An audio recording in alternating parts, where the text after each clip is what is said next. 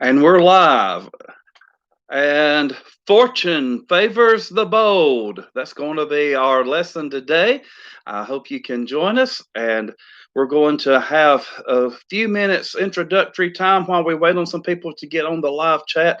I did send out a calling post call, and I'll call because I hadn't done that in a while. And I just kind of thought, well, we're used to it. We're used to it. But I thought that I would send an all call out just to get everybody uh, here that maybe forgotten that it was Wednesday, and I got out of the habit of sending the all calls, and so hopefully that will bring more people here.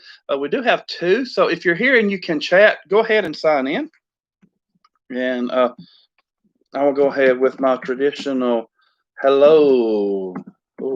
Okay, excuse me, and go ahead and turn to Hebrews chapter 11. And I've got a lot I can't wait to share with you today on some things that I've looked up and we're going to see. Uh, so far, nobody has streamed in, but we're going to talk today about Hebrews chapter 11, and we're going to be talking about Moses's parents. So as soon as we get people in here, I'm going to be asking some questions. So go ahead, if you will, and turn to Hebrews chapter 11. And that's where I'm going to begin. And we've had some good studies and good discussions, I feel like, on this chapter. And what I want to do is we're going to go down to verse 23 today and probably go back to Exodus chapter 2 a little bit. And then we're really going to bounce around a lot today because we have several examples that I want us to look at. So going on, see if people come here. All right, Drew is here. Rhonda, hi, Rhonda. Great, great. And Patrick is here. Oh, so good. So good, so good. And we'll have some more come in. Again, Exodus chapter 2 and Hebrews chapter 11 is where we're going to start and going to be so I see more people coming in. The numbers are going up just a little bit. And I know that some people are watching this recorded, and I appreciate you doing that. Cookie is here. Cookie and Ollie watching on TV. Thank y'all for joining us too. So glad to have everybody. And let's get our creative juices flowing because I'm going to ask a few questions today. Uh, Anna Laura is in Jacksonville. She is in her apartment right now. At her apartment right now. And I think Emily said Jacksonville, they may be holding, I can't say live service is what we just, I think they may be back at their building. I don't know. But anyway, the beauty of internet is that she can join in from there too if she wanted to. But anyway, uh, we got Drew, Rhonda, Patrick, Cookie. Wait on a few more that like to come in. Emily's here. So Emily says they're meeting at 7 tonight. Yes, they are. So, yeah. I'm going to say she could get some of tonight here if she wanted to, but then not really because she's got to travel there. So please keep her in your prayers. Keep all of our schools in your prayers. Our colleges, our high schools, middle schools, elementary schools, kindergarten, pre-K, Head Start, all these little kids on up to young adults are going into very uncertain waters, and we hope and pray that everything will be okay with them. So we have, okay. Rhonda said, "Is there a bad connection? I see you, but you are frozen." Well, if it is so, it is a connection because I am very pliable. I'm not frozen here. So it's in the connection. In fact, it's pretty hot where I am, but we got maybe something with the weather or something like that. Yes, thank you. Cookie said prayers for Anna Laura. Thank you, thank you. We're blessed to have her a good apartment. Also, that age group that Anna Laura is in, you know, they're either in the workforce, or they are at college, or they're just graduating high school and looking for things. And that's an uncertain time in life. Okay, here we go. You just came on. Good, good. Okay, so I'm going to go ahead and start. And what I'm going to do is I'm going to go to Hebrews chapter 11, and we're going to go to verse 23 tonight. By faith, Moses, when he was born, was hidden 3 months by his parents, because they saw he was a beautiful child, and they were not afraid of the king's command. So that's going to be our discussion tonight, and we're going to go back to Exodus chapter 2 for that. And we're going to talk about Moses's parents and some other brave people tonight. So what I want to do is let's just start where I just left off. And we have to ask this question: who were Moses's mother and father? And if you know those names, I want you to say them, because it kind of comes a little bit further that we see Moses's mother and father. So if you know this, then you can put that in. I'd like you to do so. And you have to, let me say this: you're not going to see it right. You're going to have to do some searching, or you're going to have to already know this. Okay, it doesn't say it in the area that we are. In fact, some of it is not in Exodus, and if we don't get it pretty soon, here we go. Thank you, Cookie. Yes, it is Amram, and let's just look this up. Everybody look at Numbers chapter 26 and verse 59. I gave you the dad's name. All right, Numbers 26 verse 59. You'll see this, and we have Amram, the father, and I've said it out. If you can read the chat, you already know who the mother is. But if not, discuss in your families, who were the mother and father of Moses? Who were the mother and father of Moses? So if you read, let me go to that verse. Just a minute, I lost that verse. All right. The name, and I'm reading Numbers 26:59. The name of Amram's wife was Jochebed, the daughter of Levi, who was born to Levi in Egypt. And to Amram she bore Aaron and Moses and their sister Miriam. So as Cookie said, it was Amram and Jochebed. And someone with Dovertown Church of Christ on their thing said, I'm listening in, but it comes up as Dovertown. I wonder if somebody in my family has Dovertown Church of Christ on their thing. If you do, tell us who you are. Somebody says, I'm listening in. I'm wondering if that's somebody that I'm hoping is listening in. Anyway, Amram and Jochebed, absolutely. And we don't see that until afterward. Actually, you don't have to go all the way to Numbers, though. You go to Exodus chapter 6 and verse 20. Now Amram took for himself Jochebed, his father's sister, as wife, and she bore him Aaron and Moses. And the years of the life of Amram were 137. We're still where ages are long and people are still marrying within families. And the gene pool was stronger then. And that's a whole nother story. So, I wonder who that could be. I was hoping it was my daughter listening in. I think she is on she's on the church website though, somehow. But that's good. Okay, I'm tickled to have her. All right. So the beauty of technology, beautiful. We can all meet like this. Amram and Jochebed were Moses' parents. So, uh, what did Moses' parents do that was so brave? Let's go back now to Exodus chapter 2.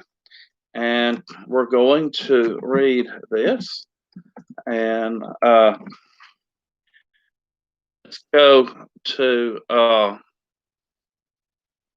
from verses 1 all the way to 10. Okay. We're going to read from verses 1 all the way to 10. Okay. Because really, this is what I want you to think about. Okay. 5 women, 5 women played a part in rescuing Moses. 5 women played a part in rescuing Moses. Throughout his life, he was to have a 6th woman to come and rescue him from death in another time of his life. But can you name, before we even begin, who were the 5 women who played a part in rescuing Moses? And then we'll read the story of it. So if you're at home and don't have the chat option, turn and talk with your families about this. Who were 5 women?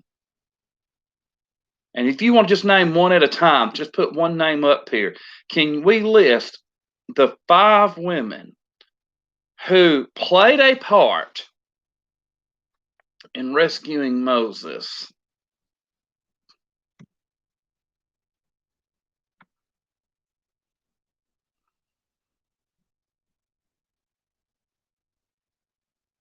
If you can, uh, put it on our chat. Okay, it is Anna Laura. Wonderful. Okay. Anna Laura was not one of the 5 women who rescued Moses, though. Sorry. All right. So 5 women played a part in rescuing Moses. Okay. Jochebed, Miriam, Pharaoh's daughter.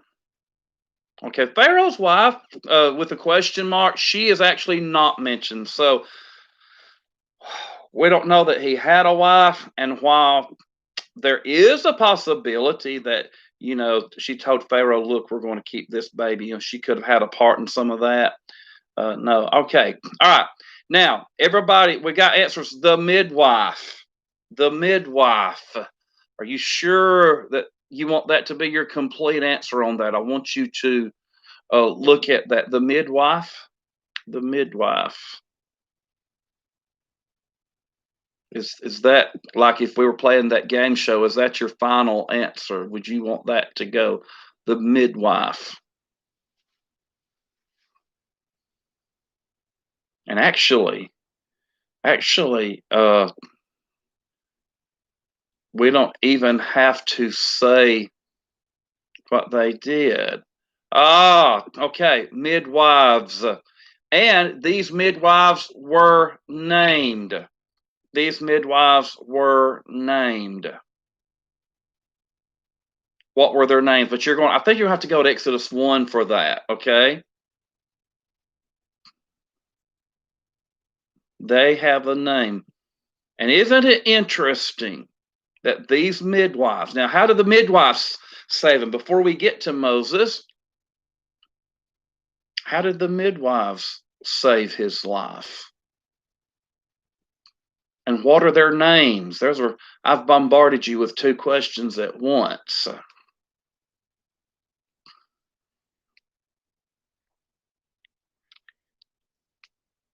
All right, Pua and Shiphrah. Very good. Good, Patrick. Good, Emily. And isn't it interesting? Have you ever thought of this? Oh, good. Rhonda put it in too. You ever thought of this? Shiphrah and Pua, we know their names. Pharaoh's name's not even mentioned. Through the whole story, Pharaoh is not mentioned. And yet we know these two midwives. What did the midwives do that was so courageous and bold that they saved Moses' life? And in fact, some others. What did they do that saved Moses' life? And I'm saying this because this actually comes before. Yes, Miriam is one of these ladies.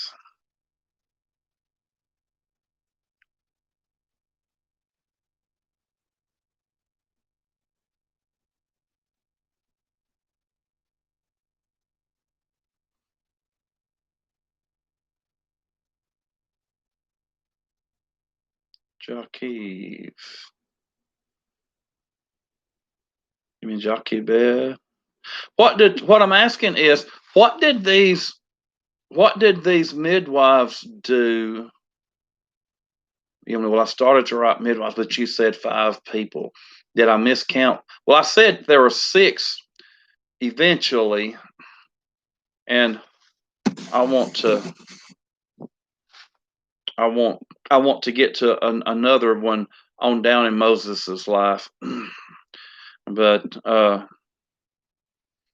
so yeah, we can say 6. We can say go ahead and say 6. But what my question is, and no one's answered it yet, and I know you know what these 2 women did that saved Moses' life. How did the midwives save Moses' life? And we'll change it to 6. I'll go ahead and say 6. I said we'd say 6 later. I might just bring it up to 7.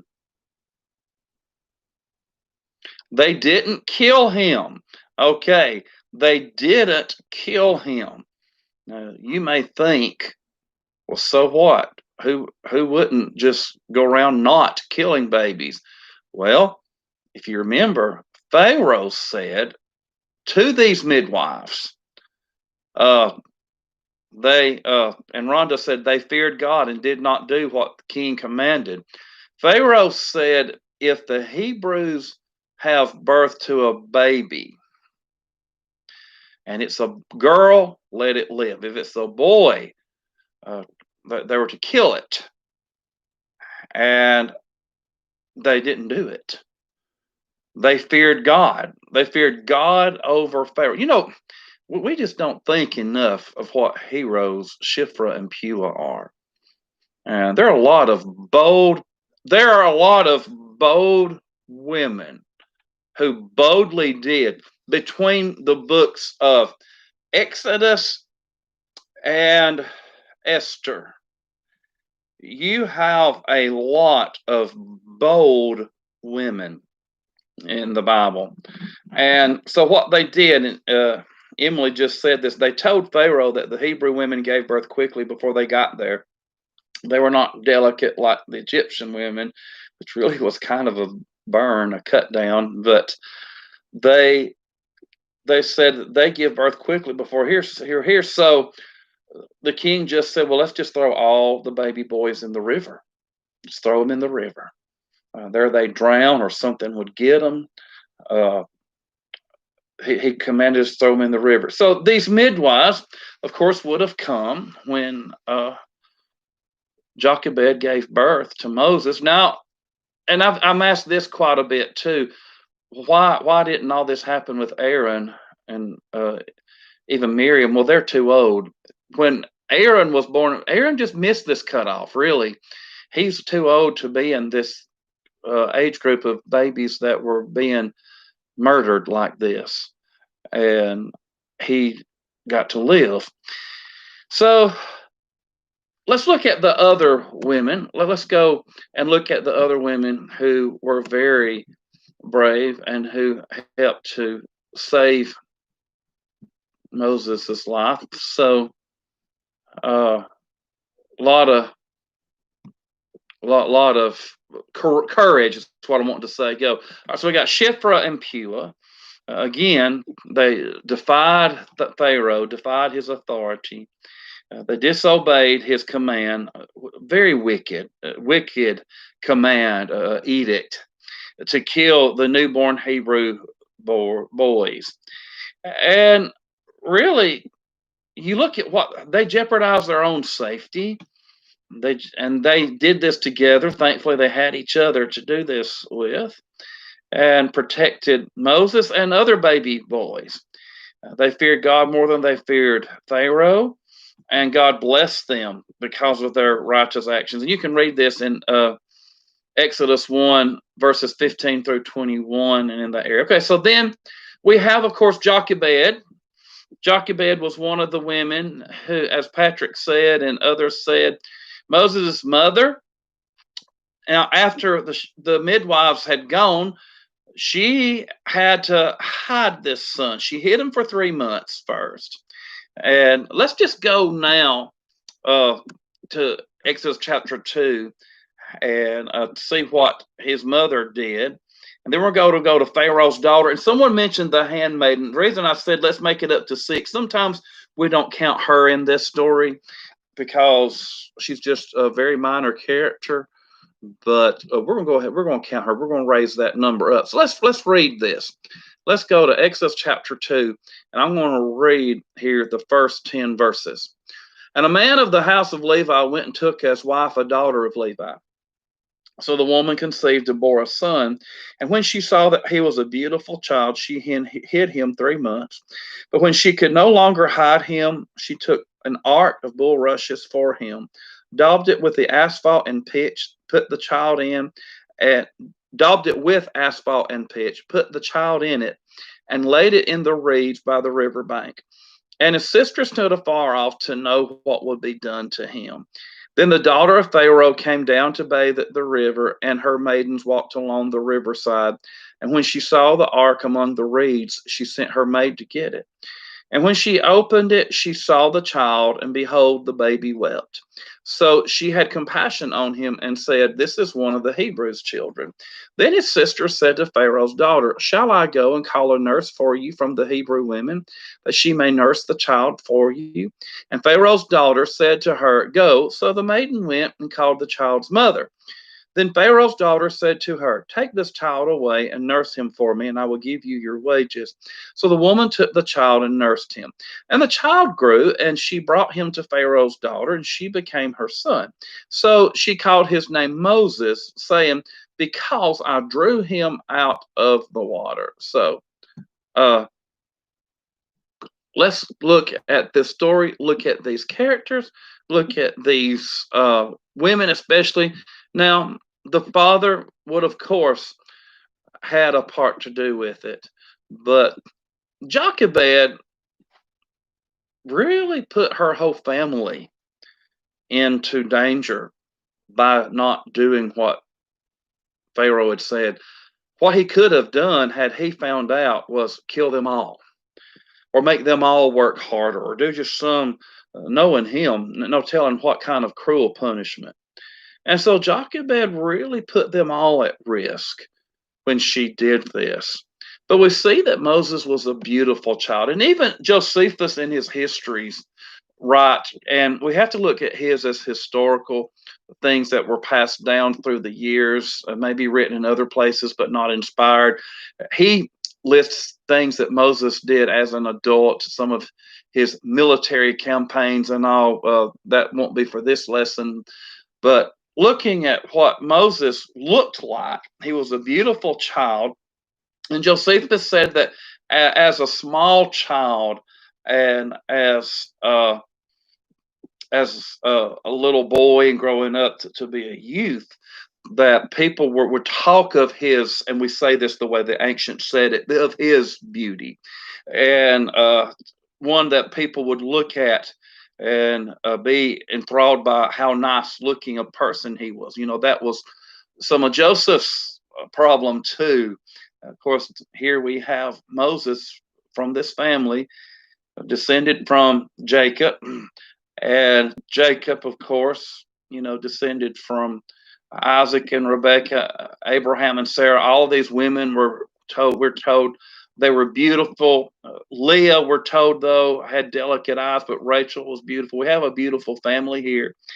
And Joseph was said to, be handsome in form and appearance. And Moses is said to be a goodly child, a beautiful child. And looking at Moses, God can create beauty. God, as far as we understand, sent his own son, said there was no beauty in him, that we should desire him. There was no, he didn't win his converts on his looks, but on his teachings. Jesus did, we're told. But Moses, there was a need for him to be a beautiful baby.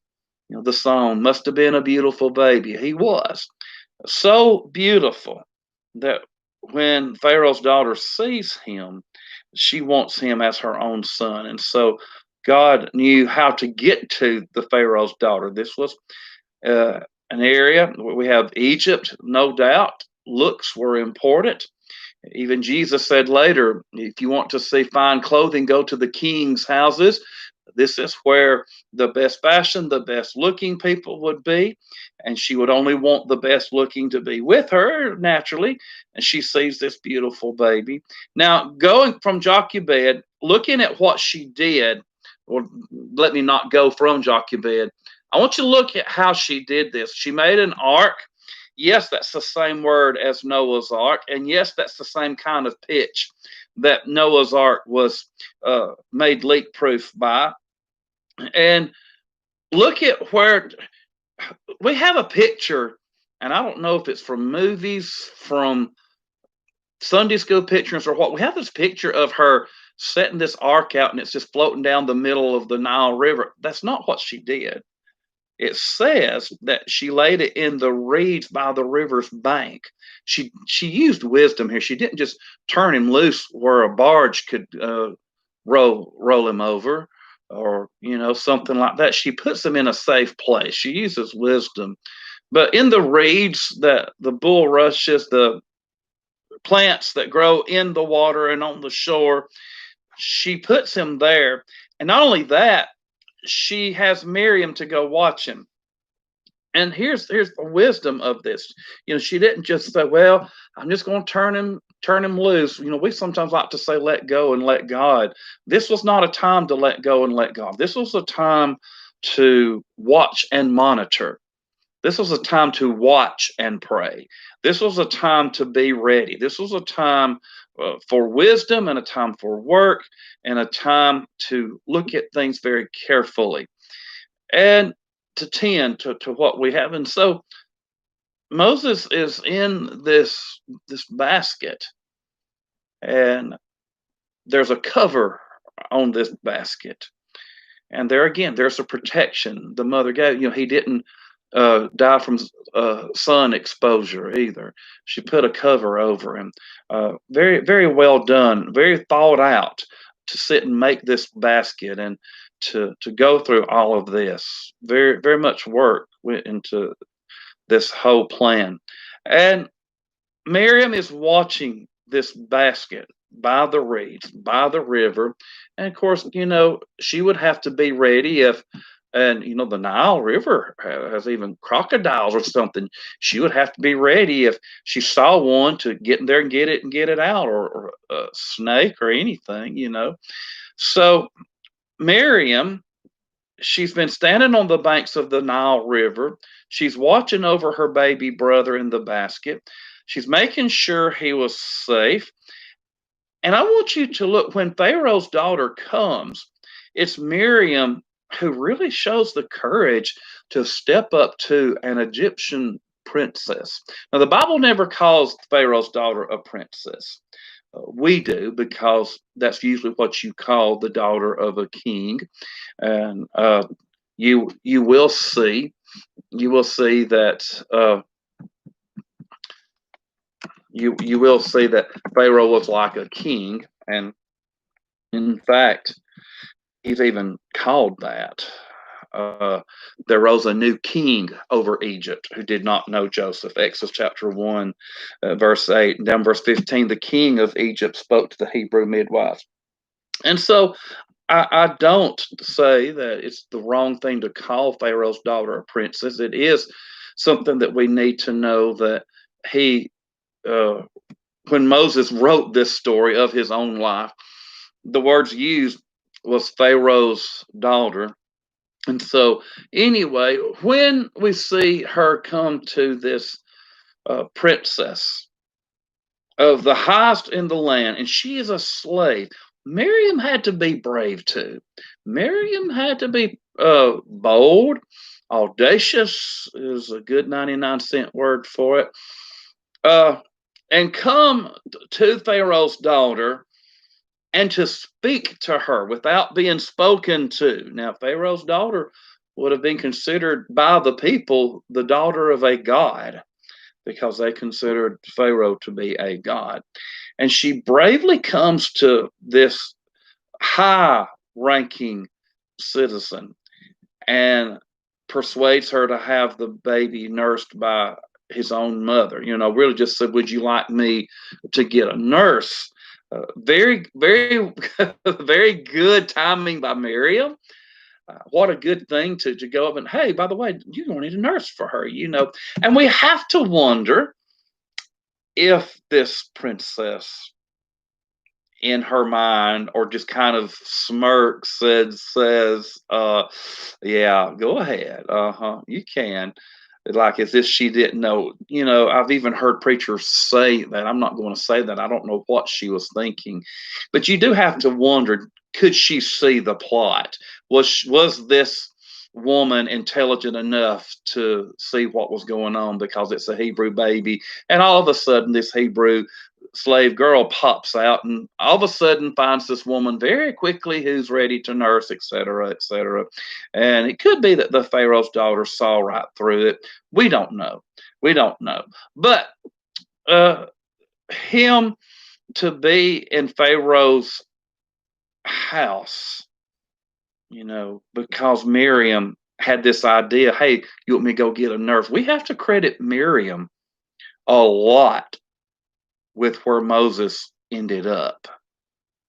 And this arrangement would mean that Moses received optimum love, nurture, have his own family, plus anything, all of his needs were met: food, clothing, and shelter beyond all means. He would have had training. As I said, Josephus mentions his military campaigns. He would have had an education.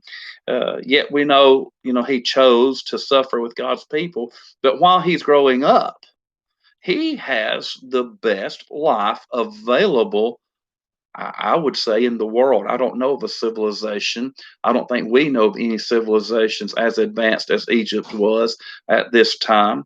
And here he is, being raised now in the Pharaoh's house. And we also know that Miriam later became a prophetess, so to speak, of herself. And she was recognized as a leader alongside her brothers, alongside Moses and Aaron. And we see this, like, for example, Micah chapter 6 verse 4. Indeed, I brought you up from the land of Egypt and ransomed you from the house of slavery, and I sent you before Moses, Aaron, and Miriam. And Miriam. Miriam is listed as one of the leaders of Israel. No wonder she deserved that title. Now, we know she showed out, and we know that later on she became leprous. She didn't really show it. She overstepped her boundaries as to who she was, and that's a whole nother story. She was punished for it. Moses loved her so much, though, he prayed to God to heal her from her leprosy. How could you not pray for someone who's the very reason, part of the very reason that you're alive? How could you not pray for someone like that? And he prays for her, and her leprosy is healed. She stays 7 days outside the camp. Taught her a lesson.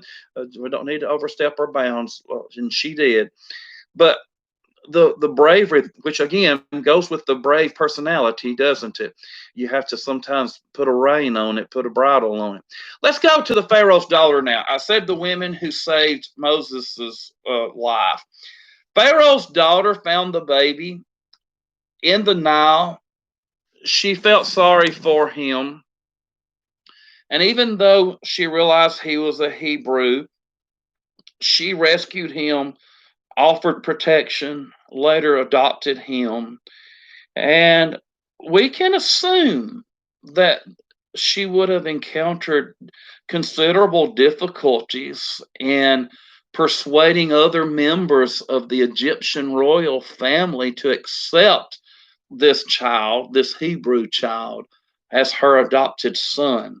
Now, she was successful again, and I'm sure some of them just looked at Moses like, oh, she's brought in something like a pet, like someone brings in a cat from somewhere or a dog. And Moses was raised here in the Egyptian royal palace. And again, Josephus writes in details in the histories of the wars of Israel and the antiquities of Israel, his books that he wrote, uh, about Moses being a general and leading campaigns. And so later on, Pharaoh trusted him before, of course, the plagues and all of and him killing somebody. But anyway, so the the Pharaoh's daughter is definitely not one to be overlooked, nor is her handmaiden. Nor is her handmaid. Even though she did what she was told, we have to give her place. She went and got the baby. This handmaiden, we don't know if she was Egyptian or Hebrew herself. She could have been another Hebrew slave, but we just know she was her handmaid, and nothing else is said about her except for, you know, except for this. Uh, so all her maidens are with her, and she comes down to bathe at the river. And commentators have said that this would have been a ritualistic bathing, not just to get clean, but perhaps even some sort of idolatrous ceremony. And her maidens are with her, and she sends her maid to get it. So this maid goes. Uh, she goes to bathe. Pharaoh's daughter goes to bathe, but now her maid, we definitely have a caste system here, caste. We definitely have a big me, little you, because it's the maid who wades in the reeds and all to get this basket, this ark. And she sends her maid to get it. And so she takes it to her, says she opened it, she saw the child, the baby wept, and it just, tears at Pharaoh's daughter's heart. And again, Pharaoh's daughter is to be commended. We don't see her after this, and she could even have been dead by the time Moses became of age and all of the things happen and the plagues. God could have spared her this. We do not know. It's a possibility that God spared her going through the plagues because of her goodness here. We do not know. Moses was 80 when he was called. So, uh, by all means, this woman would have been old enough to have died naturally. And we don't know that later on she became wicked. We just don't know anymore about Pharaoh's daughter. But right here and right now, she shows compassion. And she could have said, ugh, I don't want that. She could have been ugly and said, just put that back in the river or anything. But instead, she takes them. Now, we had the Shiphrah, Puah, Jochebed, Pharaoh's daughter, Miriam, and the handmaiden. I will say this: there was another time. So let me see if someone knows. So I've talked a bit. So let's see if you can know. What other woman in the Bible saved Moses' life? And this is when he was an adult. What other woman saved Moses' life in the Bible when he was an adult? If you're on the chat, put this down. And if you're not, if you're at home, turn and talk about this. There was another woman who saved Moses' life. And that's what I want to see if you can figure out. Okay, so another woman saved Moses' life.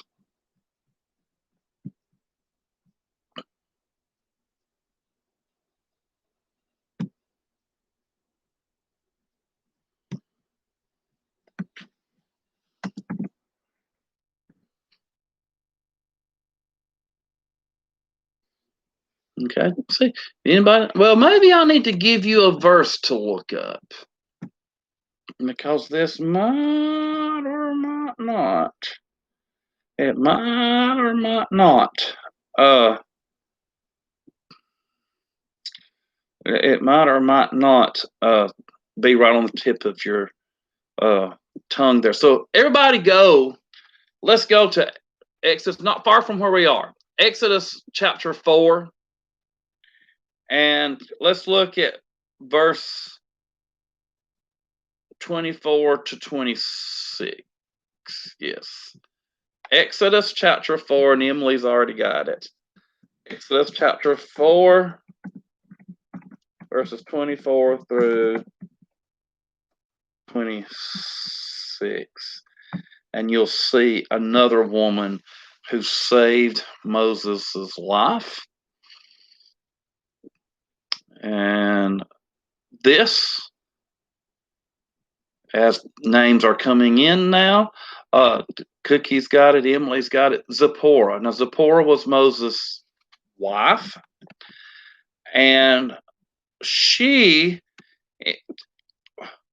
on this, in this section, and boy, we could do a lot, some lessons on this, a lot of speculation as to what happened here, why this happened, uh, things we could just really go on and on. But this is what happened. The Lord met Moses and sought to kill him. And it was because we had sons here that were not circumcised.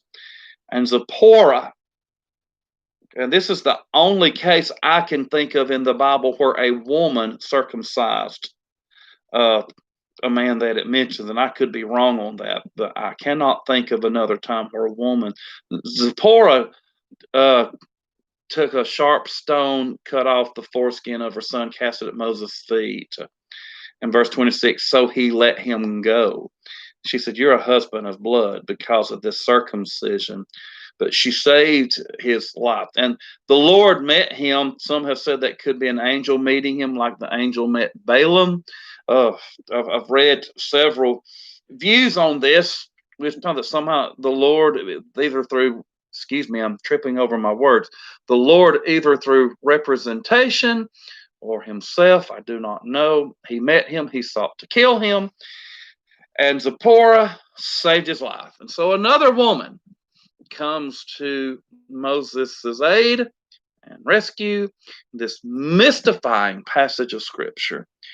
We read here about God. He's about to kill Moses. And Zipporah was his first wife, by the way. He also, we see, married a Cushite.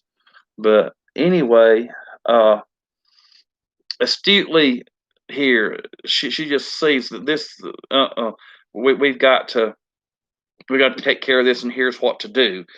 She knows a sharp stone. Now, but before we think too grotesque of this, let's remember that even here in our own land, Native Americans sharpen stones to make knives, and every once in a while out in the woods, you can find one or two. And I've seen them in museums. I think I found one out in the woods one time where they take a knife, a rock, types of rock sharpened are as sharp as a metal knife, and you can cut with it.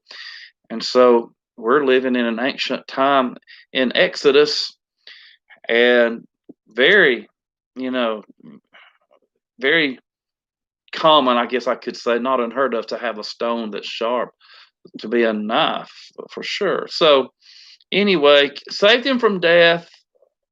Zipporah is another person we really could talk a lot about, do a lot of lessons from Zipporah. She was a woman that we just kind of overlook.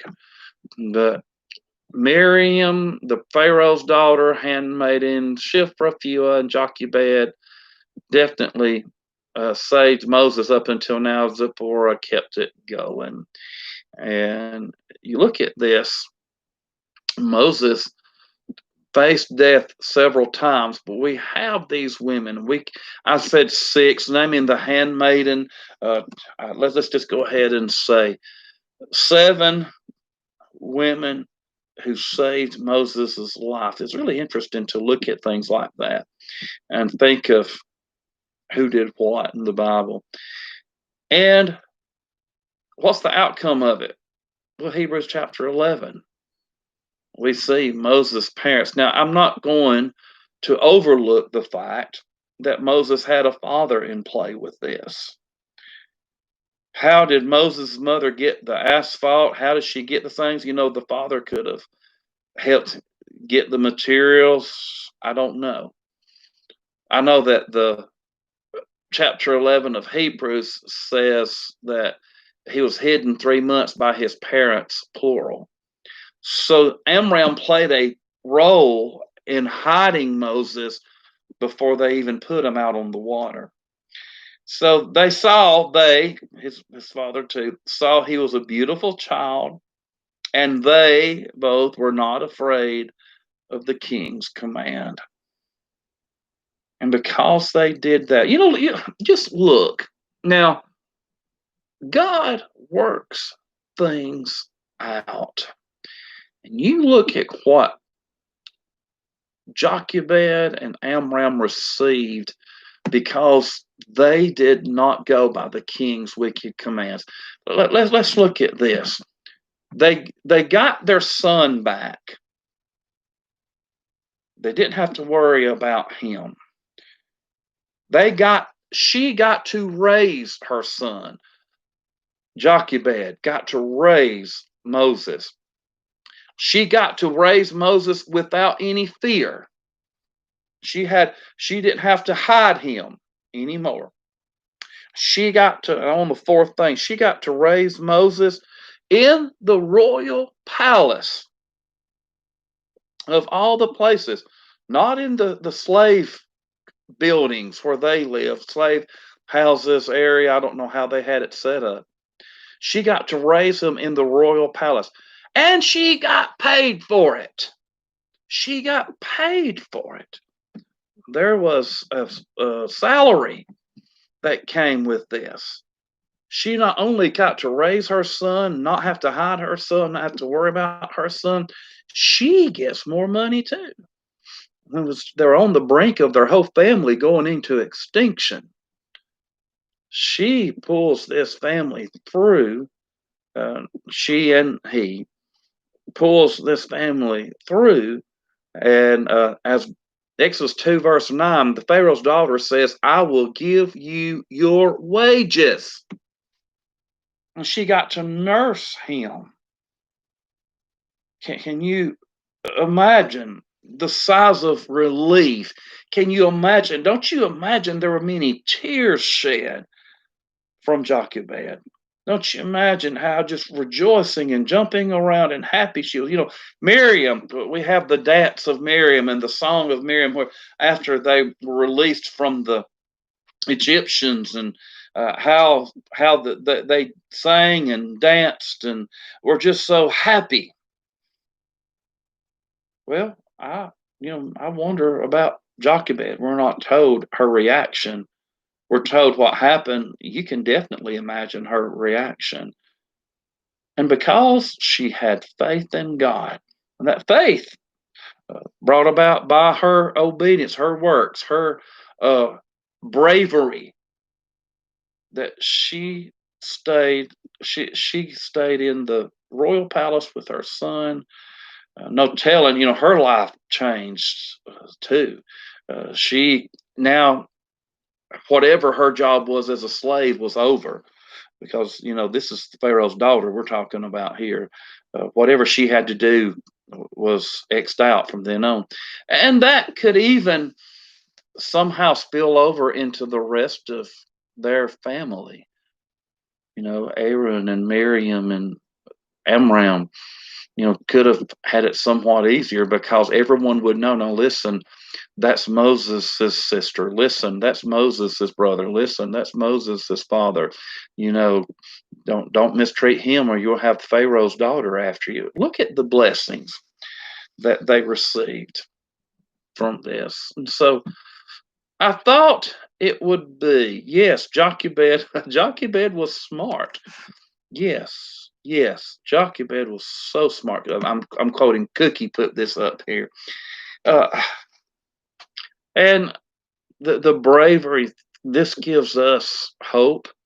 And when times come that you have to make a stand for something, think about Amram and Jochebed. At any moment, this plan could go wrong, and yet they had their faith in God and they followed through.